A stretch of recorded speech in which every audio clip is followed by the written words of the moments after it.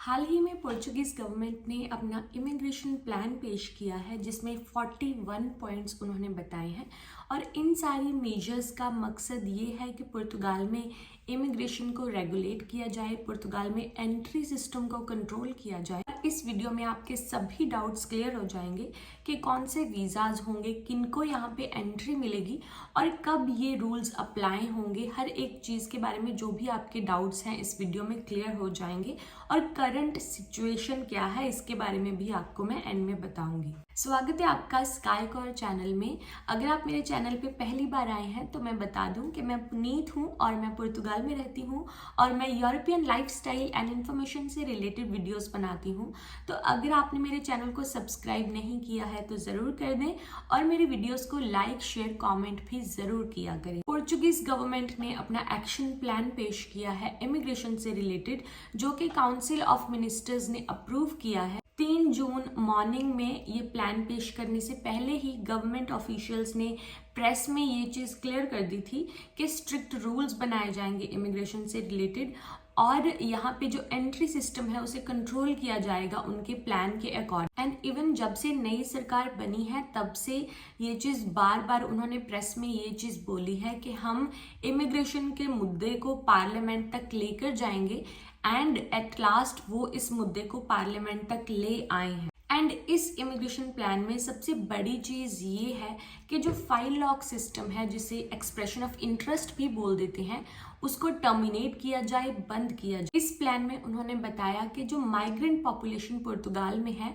वो पिछले कुछ सालों में सिग्निफिकेंटली इंक्रीज हुई है, मतलब काफ़ी ज़्यादा इंक्रीज हुई है पिछले कुछ सालों से। जब से इमिग्रेशन यहाँ पे काफ़ी ज़्यादा ओपन की गई है तब से यहाँ पे इमिग्रेशन जो है, जो माइग्रेंट पॉपुलेशन है, वो बहुत ज़्यादा इंक्रीज हुई है। लेकिन इस पॉपुलेशन में ज़्यादातर लोग वो हैं जो यंग हैं, यहाँ पे काम करते हैं, टैक्सेस पे करते हैं और एक बड़ा हिस्सा कंट्रीब्यूशन जो किया जाता है सोशल सिक्योरिटी में वो माइग्रेंट पॉपुलेशन के द्वारा किया जाता है। मतलब इमिग्रांट्स यहाँ पे काफ़ी ज़्यादा जो सोशल सिक्योरिटी कंट्रीब्यूशन यहाँ पे करते हैं। लेकिन जो माइग्रेंट पॉपुलेशन है, जो इमिग्रांट्स हैं, उनमें ज़्यादातर लोग अनस्किल्ड वर्कर्स हैं, जो कि प्रोफेशनल्स नहीं हैं, जो कि ज़्यादातर काम करते हैं जो लेबर वर्क्स होते हैं उनमें वो लोग काम करते हैं, उनमें प्रोफेशनल्स की कमी। और एक और चीज़ उन्होंने यहाँ पे क्लियर की कि जैसे कुछ लोग बोलते हैं कि इमिग्रांट्स ज़्यादा आने की वजह से यहाँ पे क्राइम भी इंक्रीज हो गया है, क्रिमिनल एक्टिविटीज़ भी इंक्रीज हो गई हैं पहले से ज़्यादा।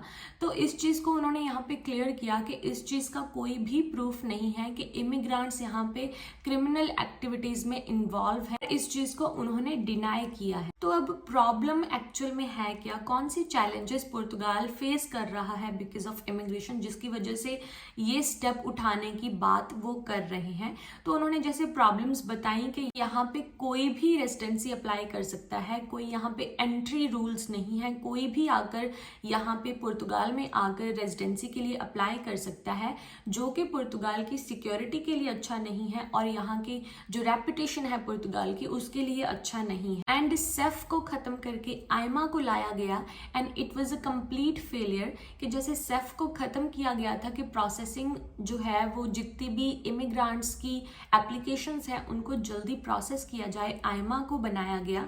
लेकिन इसके आने के बाद और ज़्यादा डिले हर एक चीज़ हो गई और अब इस टाइम पे 4 लाख एप्लीकेशंस, 4 लाख के करीब एप्लीकेशंस जो हैं वो आइमा के पास पेंडिंग पड़ी हैं, जिसमें रिन्यूअल जो रेजिडेंसी कार्ड रिन्यूअल रिक्वेस्ट हैं, जो फर्स्ट टाइम जिन्होंने रेजिडेंसी अप्लाई करनी है वो रिक्वेस्ट हैं, फैमिली रियूनियन रिक्वेस्ट हैं। इसके अलावा भी काफ़ी ज़्यादा एप्लीकेशंस जो अलग अलग टाइप्स की उनके पास 4 लाख के करीब आइमा के पास पेंडिंग पड़ी हुई हैं, जो कि अभी प्रोसेस करनी पड़ी हैं। इसके अलावा जो पब्लिक ऑफिसेज हैं या फिर हॉस्पिटल्स वगैरह हैं वो यहाँ की पॉपुलेशन, जैसे इमिग्रेंट पॉपुलेशन ज़्यादा आने की वजह से यहाँ पे वो सारी चीज़ें हैंडल करना डिफ़िकल्ट हो रहा है।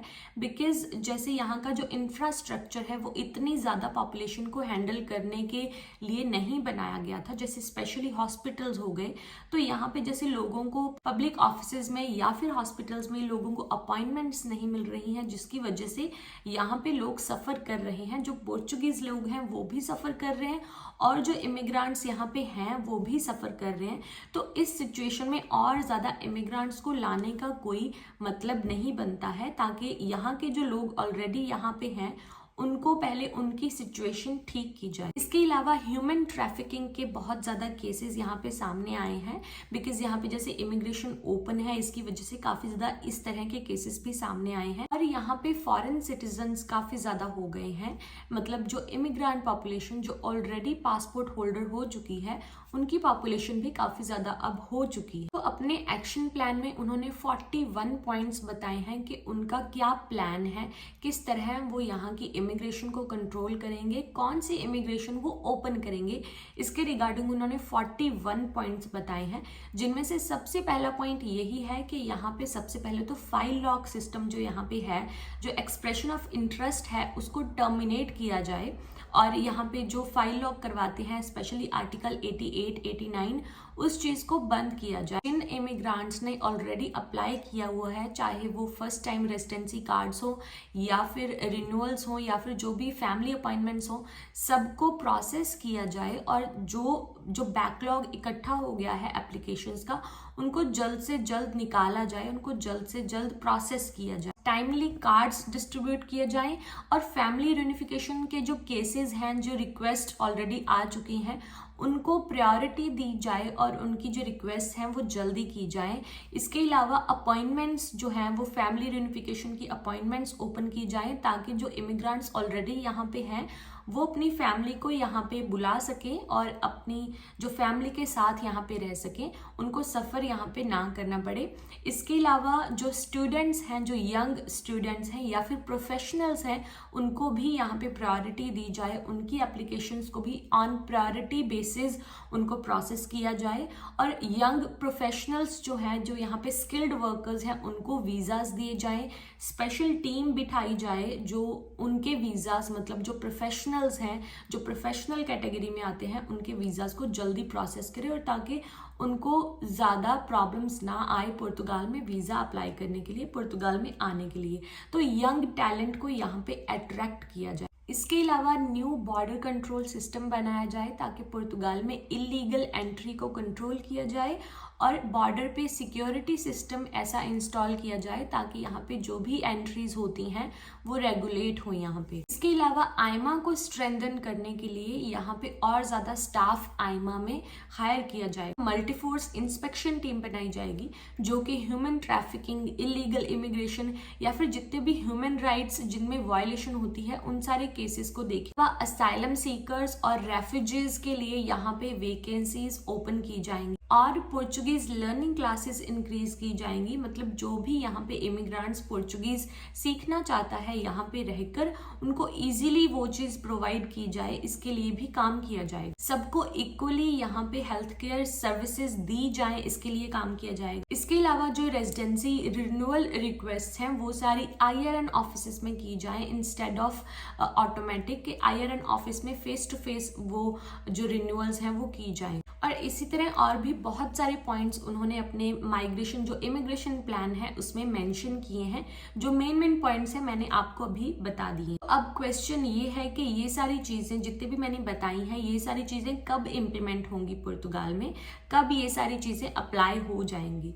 तो ये सारी चीज़ें जितनी भी मेजर्स हैं, ये सारी चीज़ें पोर्चुगीज़ गवर्नमेंट जो इस टाइम पे है उनका प्लान है इमिग्रेशन को कंट्रोल करने का, और ये प्लान अब पार्लियामेंट में चला गया है और वहाँ पे अब इसकी पहले तो डिबेट होती है एंड देन इसके ऊपर वोटिंग होगी। अगर ये वहाँ पे पार्लियामेंट में पास हो जाता है तब ये इम्प्लीमेंट हो जाएगा। अगर इसको ज़्यादा वोटिंग नहीं होती है देन ये इम्प्लीमेंट नहीं होगा, देन ये पास नहीं होता है।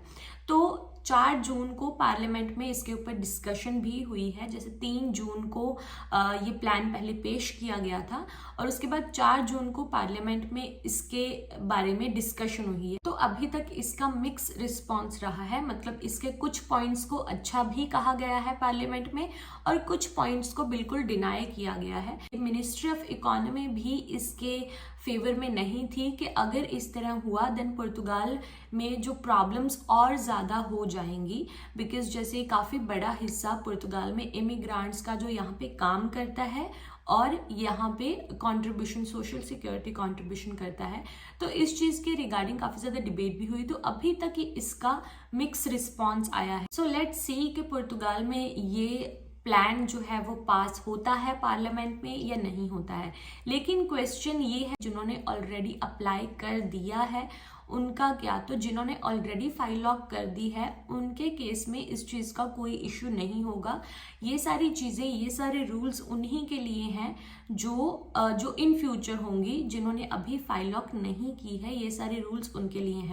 लेकिन अगर आपने फाइल लॉक कर दी है, देन आपकी जो एप्लीकेशन है वो हो चुकी है, आपने अप्लाई कर दिया है, तो आपके केस में इस तरह की कोई प्रॉब्लम नहीं होगी। सो लेट्स सी कि इस प्लान का क्या होता है, कि ये पास होता है नहीं होता है। I update you on my channel. तो मेक श्योर कि आप मेरे चैनल को सब्सक्राइब कर दें। अगर आपको वीडियो इन्फॉर्मेटिव लगी है तो वीडियो को लाइक करें, शेयर करें और कमेंट सेक्शन में मुझे अपनी फीडबैक ज़रूर दें, अपनी राय ज़रूर दें कि आपकी इस प्लान के बारे में क्या राय है। और मेरे चैनल को सब्सक्राइब करना बिल्कुल मत भूलिएगा। मिलते हैं अगली वीडियो में, तब तक के लिए बाय बाय, टेक केयर।